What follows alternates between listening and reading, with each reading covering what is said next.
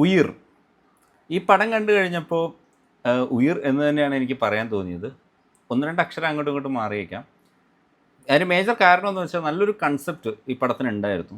എന്നിട്ടും ഒരു ബോറനായിട്ടുള്ളൊരു ചിത്രീകരണമാണ് പടത്തിനുണ്ടായിട്ടുള്ളത്.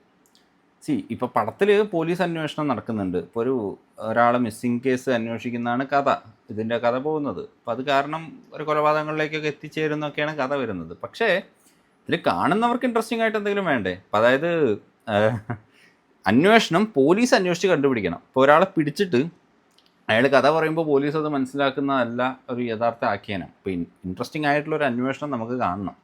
ആ രീതിയിൽ ഒരു തരത്തിലും ഇൻട്രസ്റ്റിംഗ് അല്ലാത്ത മേക്കിംഗ് ആണ് വരുന്നത്. എന്താ പറയുക, നാടോടി നൃത്തം പോലത്തെ മ്യൂസിക്കൊക്കെയാണ് ഈ പടത്തിനുള്ളത്. ഈ നാടോടി നൃത്തം നമ്മൾ കാണുമ്പോൾ നടക്കുന്ന പല കാര്യങ്ങളുണ്ടല്ലോ, അങ്ങനത്തെ ഓരോ ബാക്ക് സ്റ്റോറിയൊക്കെയാണ് ഈ പടത്തിൽ പോകുന്നത്. This is based on A true story. ഇതിൻ്റെ അവസാനത്തൊരു 15 മിനിറ്റിൽ 20 മിനിറ്റിൽ നടക്കുന്ന കുറച്ച് കാര്യങ്ങളൊക്കെ നല്ല കാര്യങ്ങളൊക്കെ തന്നെയാണ്. പക്ഷെ അതിലേക്ക് എത്തിക്കാൻ ഇവർ കഷ്ടപ്പെട്ടൊരു രീതി ഉണ്ടല്ലോ.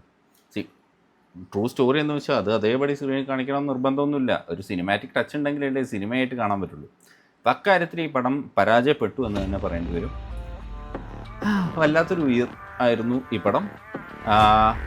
ജിയോ ഹോട്ട്സ്റ്റാറിൽ സ്ട്രീം ചെയ്യുന്നുണ്ട്. കാണേണ്ടവർക്ക് കണ്ടു നോക്കാം, അല്ലാത്തവർക്ക് സമയം ലാഭിക്കാം.